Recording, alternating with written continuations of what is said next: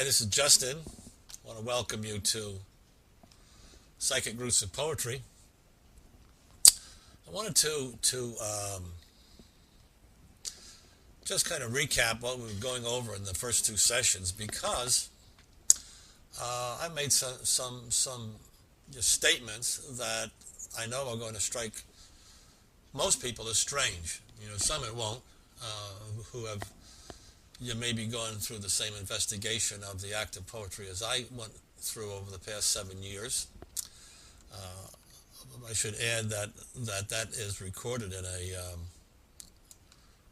book I'm about to publish called Alice Hickey.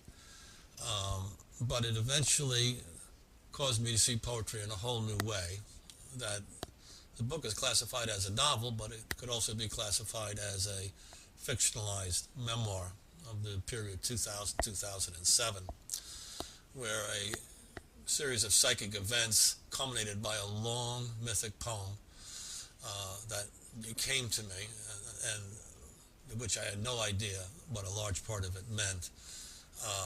Changed all my ideas about poetry and about my own role as a poet. So, if any of you are interested in that, there's the book Alice Hickey. It's on a blog. You can download a PDF. It hasn't been published yet. I won one big prize for it, and I'm looking to try to get a couple more prizes before I attempt to publish it, because it's one of those books that is somewhat singular. I would say there's very few precedents for it. About the closest one would be Zen in the Art of Motorcycle Maintenance, which took a long time to get published and is considered an eccentric book, and I consider this to be eccentric, and it's out of the mainstream. But I think it has something to say about poetry and about what's happening to our culture, and it happens to be in a very fast-paced novel form, which is why I fictionalized it, the memoir itself.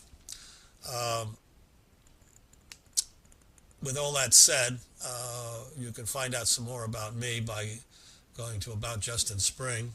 You may want to copy that down, or you could just pause your video and whatever, take a screenshot of it. But that's something will give you some background on me, which you may want to know if I just escaped the loony bin or if I've been out a long time. And the fact of the matter is that the truth lies somewhere between there, because my views of poetry, although they started out very conventionally as poetry as a form of literature, a very old one, and as someone who had come to accept the fact that poetry is not at all prized in our culture today. It's not printed anymore in any of the magazines or journals. It's considered by most people to be difficult, archaic form of literature that far prefer adventure novels and things like that, and biographies, and with the vast population going for movies and you're going for videos, and why not? They are the art forms of our times, especially in the movies and in terms of the videos, the novel hanging on very gingerly, and we kind of see that in terms of the written word is going to decrease and decrease and decrease as a popular means of communication. Just the fact that I'm talking to you now like this rather than writing a book is a pretty good indication of that, isn't it? So, excuse me a second. I always get a little dry here. Let me just get one of those into the works. What I ask you to consider is to not take a look at what a poet does with a poem after it comes to them. I think most poets agree it's an ecstatic moment. I never thought of it as a psychic moment until I was seized with some other psychic events, and I began to see a similarity there. But usually, your poets spend the bulk of their time, at least when they write poems, in refashioning them for a variety of reasons. One, because it's very difficult to get the whole poem down as it comes to you when you write. It's very clumsy compared to the speaking out that somebody like Homer would do. And I can say that from personal experience too, since I've learned how to do that, to speak poems out spontaneously from the unconscious, and to beckon the muse, and hopefully sometimes, like Homer says, sing muse and through me, the muse arrives and does sing through you, and you have a remarkable oral poem that some I've recorded and hundreds I haven't. They just go up into the air, and they're in the hearts of people around me and in my own heart. But what I'm really concerned about is the little moment of conception that is both ecstatic and unbidden. And I wanted you to consider, since that's the way that real psychic events, not the Hollywood psychic events, these guys grunting like they have to take a terrific bowel movement and then suddenly the demons appearing. The unconscious world appears in moments of quiet. And it comes either in the form of voices or in the form of visions, and sometimes they're intermixed. After all, the unconscious is like a Chinese restaurant, you know, there's lots of A's and B's and column B's and God knows what you're going to get served up. And then, of course, there's always the dilemma that you never ordered anything anyway. It just came, you know. So it's a very strange Chinese restaurant, let me say. But the results, if we allow them to pass through us and we cooperate with them, produce a beautiful poem. And it's at that moment, especially when they're spoken out as they come to you, which is simultaneous with the event itself, that you really get a sense of the poem being a psychic event, because you never work on the poem after that. It comes through or it doesn't come through. And that's it. There's no use trying to rediscover what parts of the poems you didn't get down in terms of writing. Or in my case, I've given up trying to transform poems into a different diction or to adopt various personas and all the things that your poets do today to achieve something new and novel. I'm not going to knock it, but why bother? You know, that's what it just seems to me at my age. I'd rather go through the process, because once I saw clearly that a poem was a psychic event, it shared something in common with both voices and visions, and that it came unbidden, and it produced a moment of truth. That's what voices and visions, when you hear them, I hear them very infrequently, and I've only had one vision, but they were striking, and it was a moment of truth. The vision itself had no words, had no sound to it. It was just a figure. But I knew I had to pay attention to that figure. Something was trying to communicate itself to me. And of course, in the terms of voices, they really snap you to attention, because you hear them the same as you're hearing my voice now. It just comes out, and it's big. You know, it sounds exactly like your neighbor talking to you, except there's no neighbor there. And this neighbor has something to say that you know immediately is true, and you should listen to it, and you should bend to it and do it. I kind of talked about that a bit in the earlier two sessions. The same thing with when a poem comes to you, it has an authority. It comes unbidden, just arrives. And in fact, the difference from the guiding voices and visions is that it's a different type of event. It's one in which you have to cooperate. You're not merely a listener or a viewer. You're pulled into cooperate. The unconscious comes, and it can't produce its final result until it mates with you. That's really what it comes down to. And the result is a poem in which you open your consciousness to what is being played out onto it on what I call the golden thread. The trick is to stay on the golden thread between consciousness and unconsciousness and speak the poem out as it comes to you. And you have that moment of ecstatic beauty and that moment of truth. As Keats said, truth is beauty, beauty, truth, that's all you need. No, that's a paraphrase of Keats, but why not? I think you get the idea. And I also, since that's unique in terms of that ecstatic moment, that I try to go to the other side of the least mental of our psychic events, and that everybody has, and even people who swear, I've never had a psychic event, Justin, I don't know what you're talking about, you're dreaming it, you're hallucinating, get off the drugs. Psychic events aren't like drugs. I've taken drugs, I know what they're like. They're hallucinations. These are vivid, true moments. You know that they're psychic, they're not physical, but you also know there's a truth to them. Where the truth is coming from and where the voices are coming from is something that's been argued for hundreds of thousands of years. I'm not going to get into it, whether it's within us or without us. It doesn't make any difference. We have no control over it. And in the sense that the orgasm also is a psychic event. That is, we can attempt to help it. We're very clever animals, you know. We climbed out of the river, remember that. We knew everything. And we didn't stay in the slime, so to speak, okay? So we figured out how to have an orgasm without a partner, which is the animals.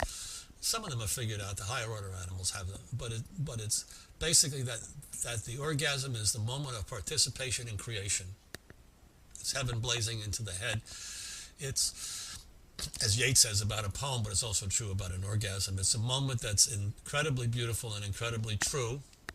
Your partner may not be beautiful, and your partner may be false, as Shakespeare's very quick to point out to us about his partner. But the fact of the matter is the event is both beautiful and true, and it's one that consumes our total consciousness.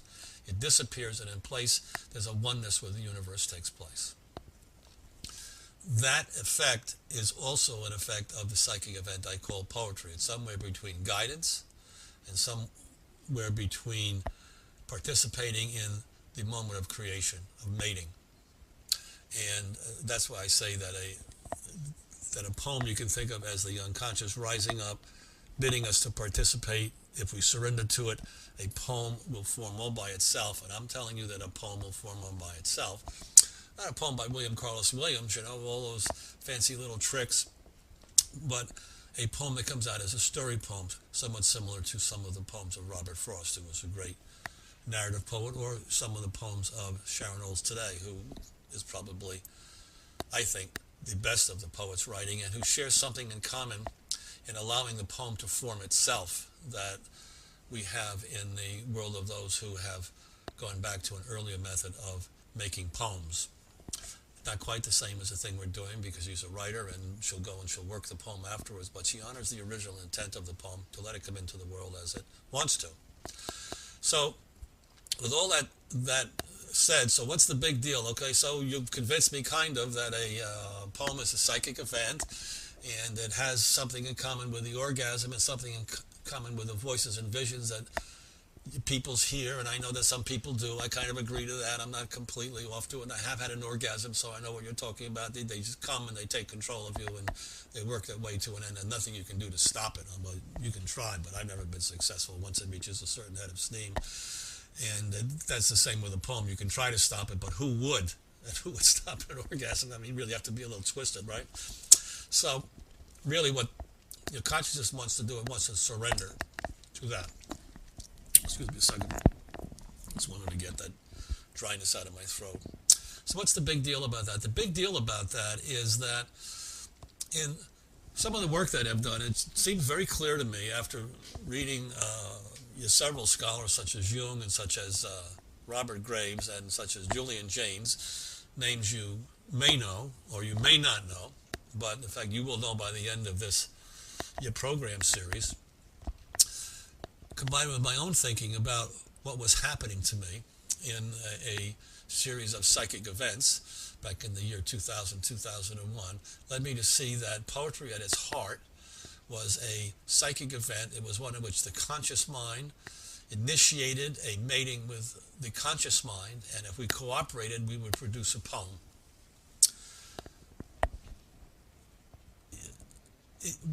We would produce a story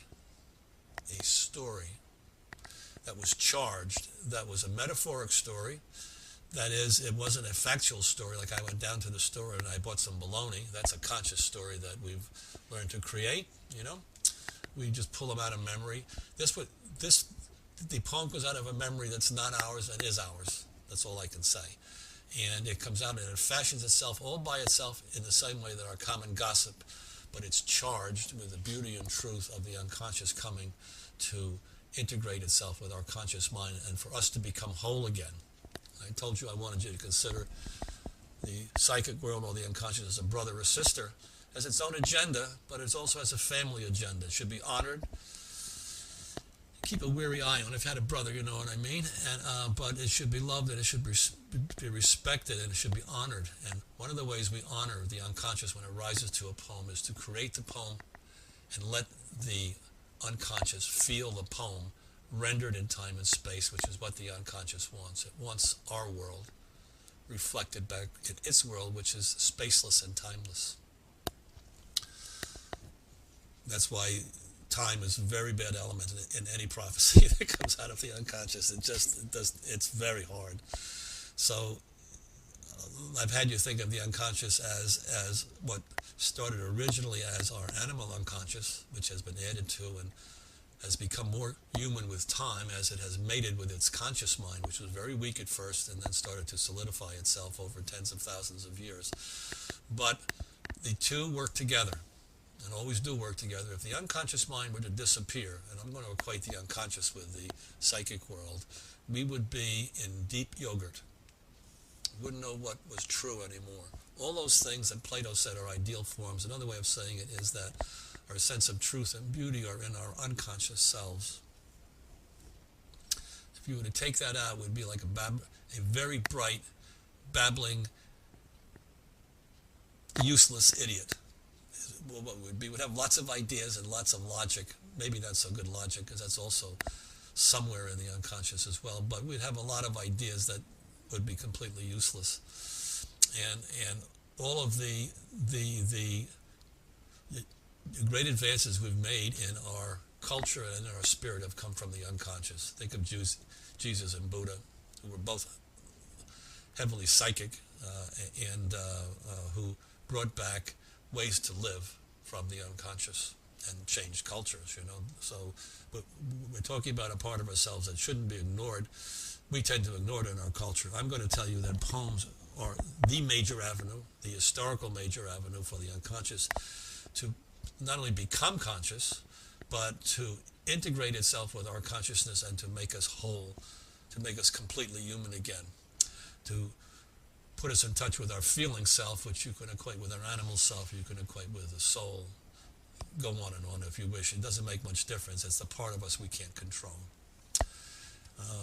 One more example of the unconscious self, it's the deep grief that we feel when someone has died, and consciously was close to us, and consciously we may be able to listen to a lot of music and think it's okay, that's the way of life. But if we haven't grieved, we haven't allowed our unconscious self to grieve through us, to let it out and to express itself in whatever form it wants to, prayer or poetry or whatever form, and we're kind of stuck today because we don't know how to do that. We've forgotten about poetry, which is the route that it comes out in. Some of us still pray, but the prayer is often not directly connected to that grief. It's the prayers we've learned from some book. What we really want to be able to do is to allow the unconscious to express that grief. That's the feeling self, and it wants to come up, and until we can become whole again and move on with that grief integrated into ourselves, we're going to be unbalanced. So poetry is the way that we balance ourselves, not all of the gimcracks that come after the poem has been conceived, but at that particular moment. And I'm going to tell you, when we walk back into the beginnings of poetry, back into tribal times, 40, 50, 100,000 years ago, whatever figure you want to put on it, that poetry was done by everyone, all of the time, and with no teachers, no classes, no nothing. That our first consciousness, we can say, was quite thin and fragile, and the unconscious was the stronger part. It was our former animal consciousness. You think of one ripping away from the other and then wanting to stay close, because the animal self knew things that the new conscious mind didn't. The new conscious mind could tell stories or had the ability to tell stories, but it didn't know things that the animal mind knew, which was danger and food and all of the sensory apparatus that it had learned to interpret over millions of years, So that still goes on with us. Doesn't matter that we're not living in a jungle. That unconscious has become the repository for many, many, many things, including our collective memories of mothers and fathers and the truth and beauty and things like that. That's where that all resides. You can call them Plato's ideal forms or Jung's archetypes, but basically that's what allows us to know what is beautiful and what is true and what is a tree. There's an ideal form for trees somewhere that said this is treeness, and we recognize it. We can't put we can't put our finger on the metaphysical form or the archetype, but we know it has to be there for us to make sense of the world. Poetry is one of those archetypes, is what I'm going to tell you, or in fact one of Plato's ideal forms, and the closest form we have to that metaphysical ideal, if you want to think of it, or that archetype, as Jung called it, that's a part of our collective memory, is the earliest form, which is a antiphonal form of poetry, which is a speaker and a responder. And it's done to music. It's close to music. In the early days, it was sung or chanted out in simple, plain song to the rhythm and the pitch of the words, not like the music Hard Day's Night, none of that stuff, And until today, it's become more of a spoken art, but in fact, when you do it as more of a written art, but those of us who have learned to speak it in the original way always do it to music because it brings that element in and it aids the composition. It wants to be like music, the original form. That archetype was within us and we can access it still. Which is to say that that older consciousness, and I'm going to tell you this too, and this comes out of the work of a man in the 60s. If you haven't read him, you should read him. His name is Julian Jaynes. The book was groundbreaking, basically. It's still argued on by scientists who really don't get the idea sometimes, and sometimes they do. But he was a biologist with a love of poetry. So he was able to detect, both from his knowledge of the brain structure and also his knowledge of pre-literate poetry, that which had been transcribed and brought over from pre-literate times. I'll show you his book here. That what he saw is that early consciousness wasn't like our consciousness today, where we have a kind of interior self that forms stories about its future and plots alternative paths and things like that. It doesn't have any of that. It was a consciousness that basically was almost like an animal consciousness that was in a meditative state most of the time. It lived mostly in the present. And when novel action was performed or was required, that the brain was structured such that speech emitted from the right lobe of the brain, which was authoritative and which guided early man. And that's why in their early epics, the gods were always speaking to men and the men are listening to them. So it wasn't a figure of speech, he said. That's what actually happened. And that's what those early epic poems are telling us. That's the way that life was. And he goes on to a series of proofs of going through some of the sculpture of early pre-literate cultures and going through the whole anatomy of the brain and how people are able to speak again if they've lost their left lobe today by retraining the right lobe. Essentially, there was a bridge between the two, if you want to think of it that way, so that these voices were always heard. And one of the voices was the voice of the muse. I'll go into that in some detail later. One of the gods is a female, and it should be no surprise to us that the muse is female, because the muse, Robert Graves says, is another word for female goddess, or the gods who first control the early pre-literate cultures. They control the thoughts and lives and emotions of men. And why shouldn't she? Because it's pretty obvious that the first man was not a man but was a woman. Just from Darwin's point of view, it would be the best chance of survival because the woman protects her young. Don't forget, it was an animal woman who gave birth to the first human. And whereas the males, we know, eat their young and go off and do kinds of horrible things. So there's no doubt that the muse and the mother goddess grew out of the first mother. And in fact, we have these things now. We can trace our ancestry back to that first mother, it seems to be 40,000, 50,000 years ago in Africa, which everything happened at one moment. This never happened again. And then eventually enough humans appeared to produce humans. But that first mother must have been a piece of work, the first human mother that was produced by the animal mother, who then produced offspring who would have been perhaps both animal and human. And she would know the difference. The difference was that the humans could tell stories in some primitive way. They could reach into memory and fashion little worlds, which is what a story is. And if you think about that for a moment, it's what really distinguishes us from the animals who can't tell stories. They can go through certain procedures to point towards honey and all the rest of that stuff, and they can speak out their present emotions, hungry, angry. But they can't reach back into memory, and they can't pull it out, and they can't fashion a story that says, once upon a time, or this happened. They don't do it. And our human consciousness today is filled with stories, and our memories, which have grown tremendously, until we individually are repositories of all the stories ever told. It's a big bowl that continually is being filled from all kinds of sources, and which is constantly erasing itself too into the darkness of the forgotten. But it's being filled from all kinds of sources, by poems that come to us, by our neighbors' chatty talk, by dreams that tell us stories we can't ignore. Where did that story come from? Sometimes children will tell us stories that are startling, Where did that child know that from? Or from our teachers and our professors and our magazines and our movies. They're all stories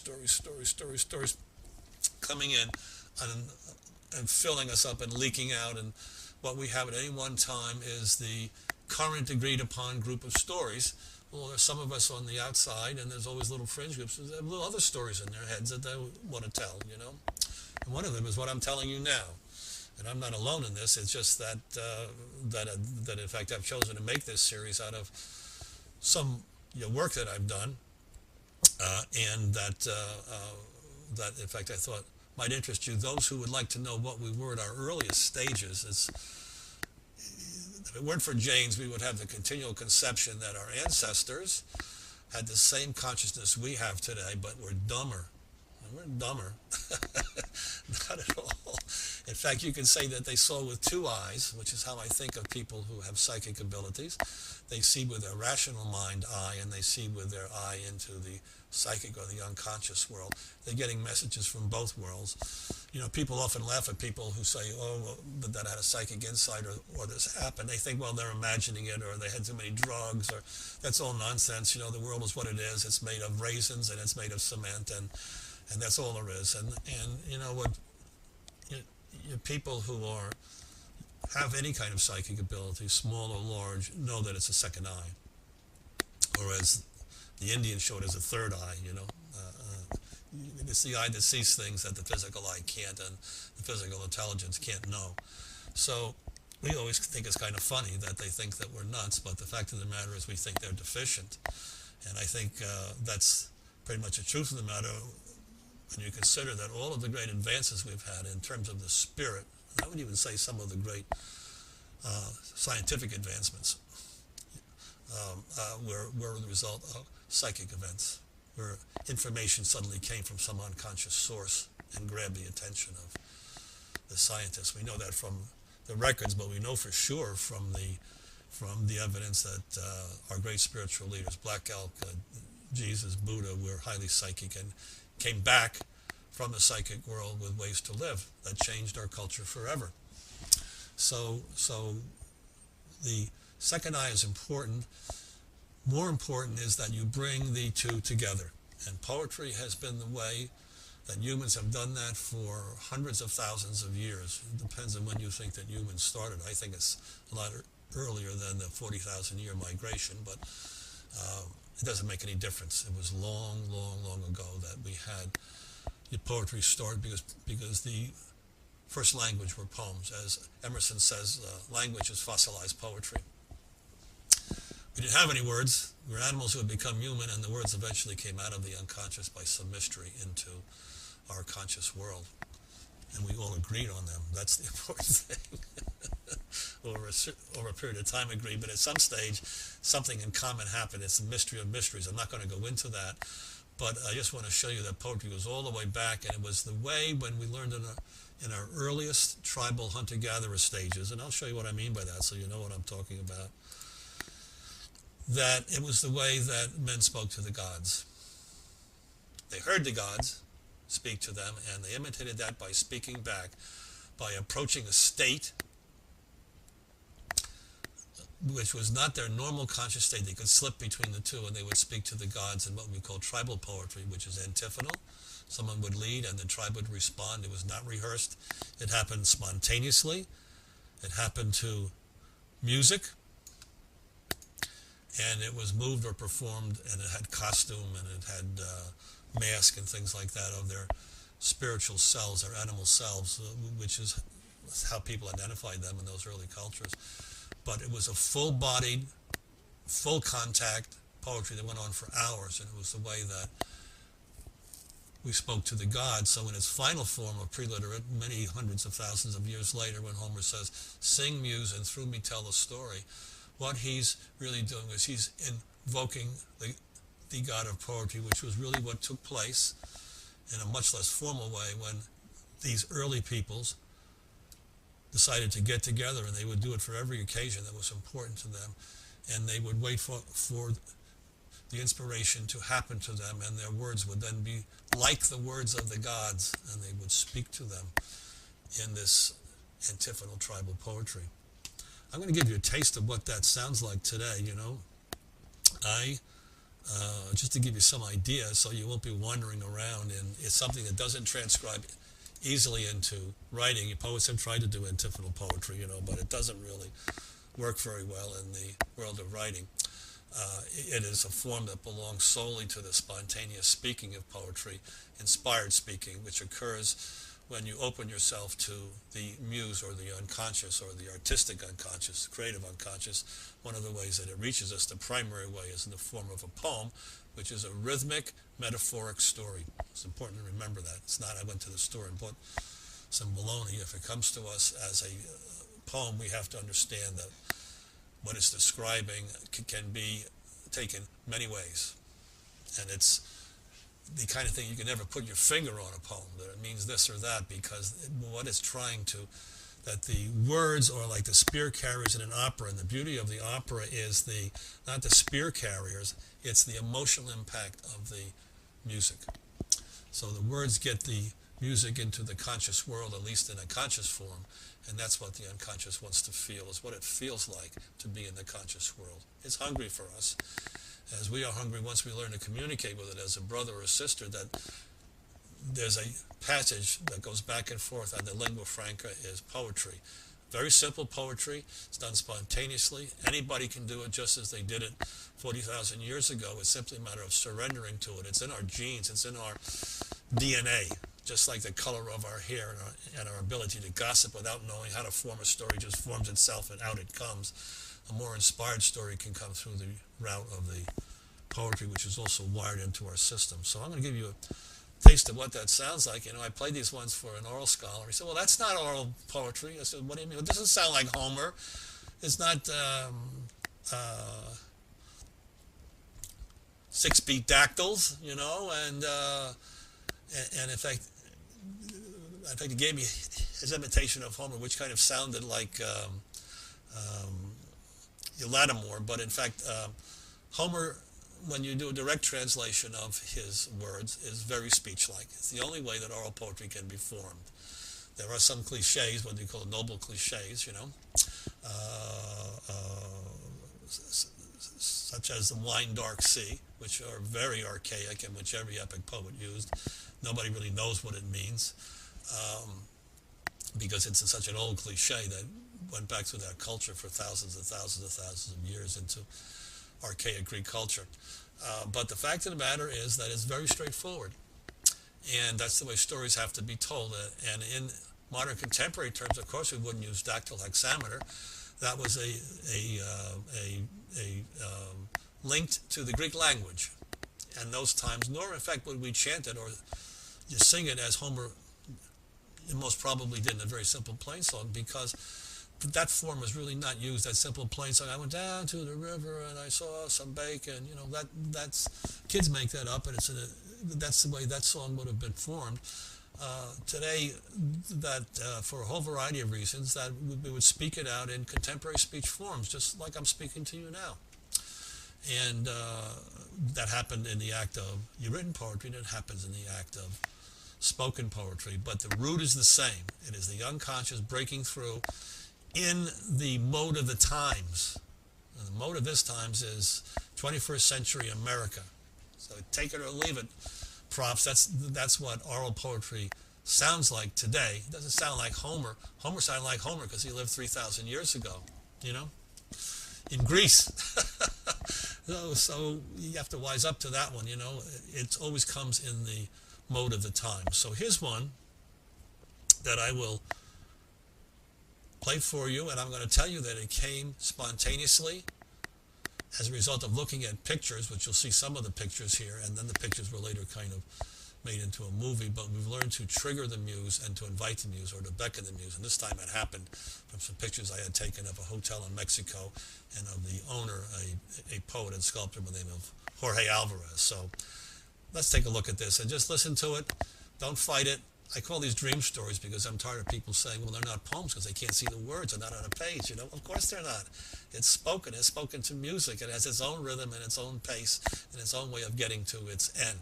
So just relax. Think of it as a dream you've had, but it's in my head. I'm transferring it to your head.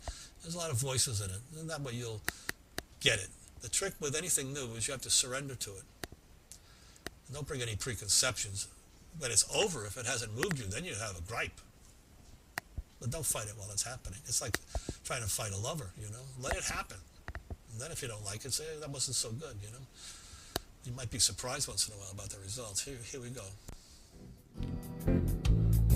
Sometimes in my dreams, I'm in a small Mexican town. It's so small. It's heaven. How small is it? I mean, it's in heaven. This heaven of yours. My father comes here every day Every single day. to see me. Just me. He loves looking at my statues. Just me. It's a long, long wait, he says, Mine.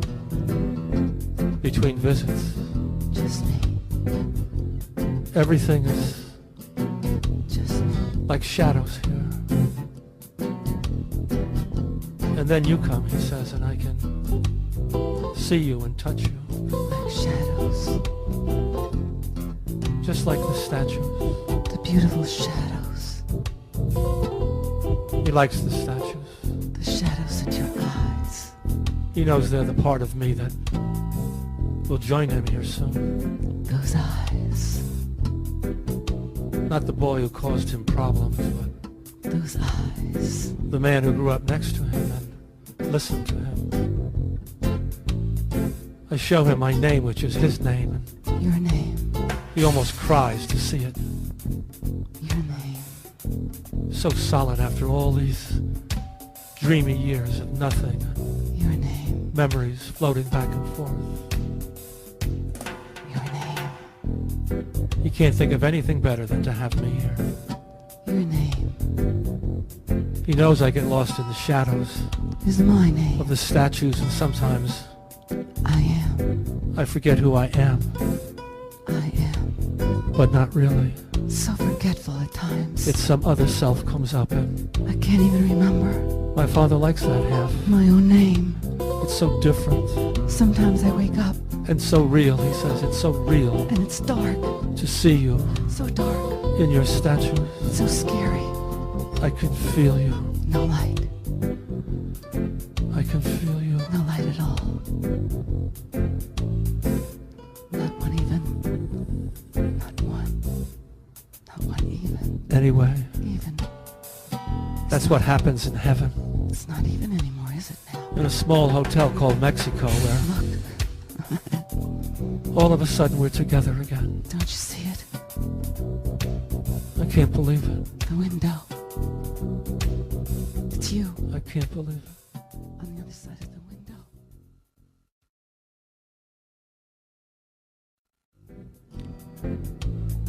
Sometimes in my dreams.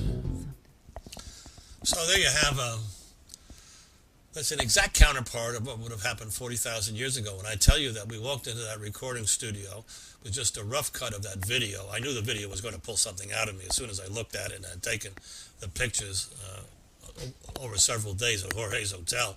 That's the young 50-year-old sculptor poet you see talking to one of his older buddies there at the hotel. And I looked at them and his sculpture, and I kind of played with them on the computer. I felt a poem was going to come out of me. So I stuffed it down. A few days later, got to the States, and I called up George DeJong, who's a musician we work with, who was highly intuitive, and Syl Liscombe, who's also an accredited intuitive spoken poet. I said, I have something that wants out. Let's get into the studio. I happen to have a video of that particular day, which we just threw on like a 7-Eleven camera just to record what was taking place. I knew it was going to be a good one. And out that came. So it was from ground zero. There was no preconception on George's part, on my part, or on Syla's part, what the poem was going to be. We knew it was going to be triggered by the pictures. And you can say the pictures are our invocation to the muse, and the muse arrived that day. And as it does often on occasion, and sometimes it doesn't, you know. Well, with that, I think we're going to... Excuse me a second. Talking too much always makes your throat a little itchy. I'm going to just throw up one last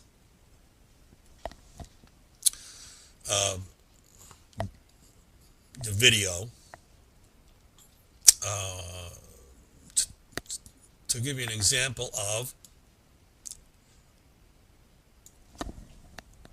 how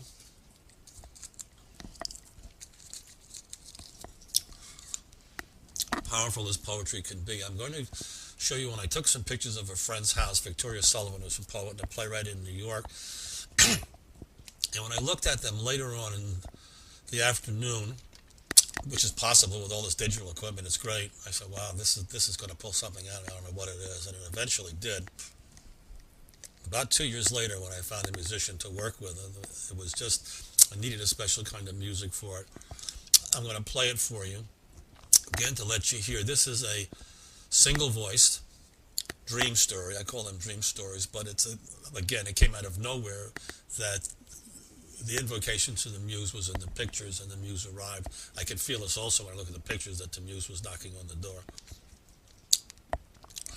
And so when you have those in your mind, and you get together next time, I want you to just kind of keep them there and see how really beautiful and airy they are, and how they seem to move. They're very effortless compared. When you listen to people reading their written poetry, it's a brain crusher. It's horrible for a whole number of reasons, but one is when you speak written poetry, it doesn't sound very good. I don't care who the poet is. These poems were spoken on the moment at that time. What you're hearing is the moment of creation. There's no second session. There's no fixing. It's just done. The things that are fixed often are the pictures, or more are brought in. You don't need a lot of pictures to really trigger the muse, but you need enough. And once that's going, it's off on its own, and then you come back and add titles and transitions and all that stuff, But the pictures are the beckoning of the muse, and everything that happens after that is exactly as what happened in 40,000 years ago. It just arrives, it goes, and it just goes to completion, and that's it. So I'm going to play this for you, and then I want you to start to think about poetry as a way that the two halves of us come together and makes us whole. It's a healing event, and by healing, I mean that we become more who we are. Because often what we have is we have our conscious idea of ourselves, and then we have the unconscious self, which is not in agreement at all. That's the cause of neurosis and all kinds of problems that we have, where the unconscious will erupt into sudden behavior patterns we have no control over. You have to bring that half of you in.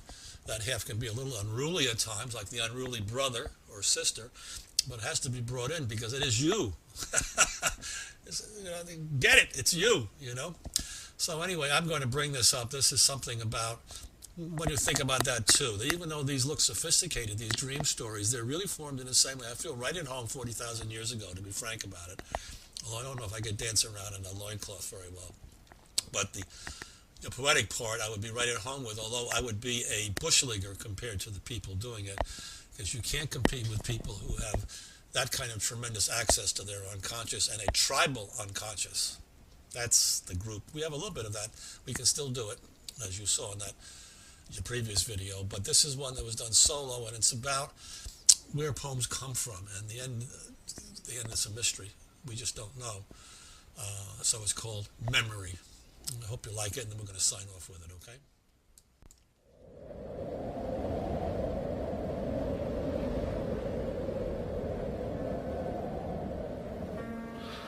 You could ask me what memory is, and I could give you 100 answers. Or I could tell you nothing. What is there to say anyway? Could I say it's like a large, old city with its twisted parks? I could tell you that. That's what memory is like.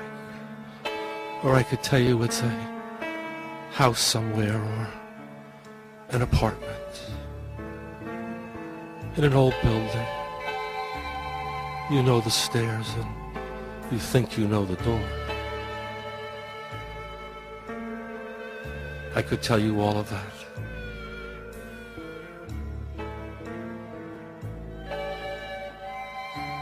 but it would be a lie. Memory is nothing except it calls us in. It chooses the door, and we have to follow. And then, somehow, it forms itself out of nothing. Just some hunger pushing it forward. And suddenly, there's only light in the story that you're handing to someone who's looking at you, and they're laughing or crying, or maybe even they're confused, just to see how you came up with something from nothing. It was just something you remembered, you said, and I wanted to tell you about it. Every time I do that, the story changes. It's not like these books where the story stays the same. Memory isn't like that. It isn't like an old apartment in an old house in an old city around these old twisted parks. It's just like light, like what's in front of you right now, but a little dimmer, and it keeps going back and back and back and back and back. They're just dimmer versions of the present. You can barely see them, the little patches of this or that, that feeling that your Aunt Margaret gave you, or the dark shadow on your mother's face. Everything changes. Memory is just back there, distant, distant, distant. Distant stars in a dark sky.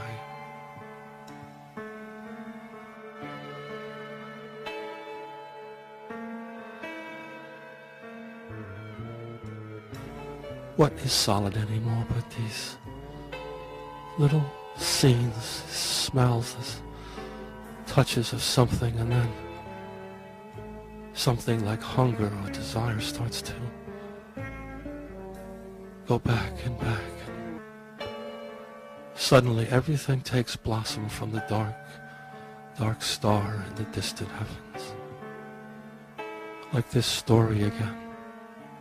I keep trying to tell you that it comes from nothing.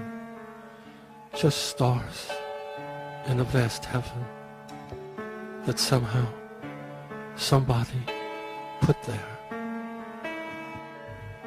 And you can't do anything about it, ever. And don't you ever forget that either. Don't you ever forget that.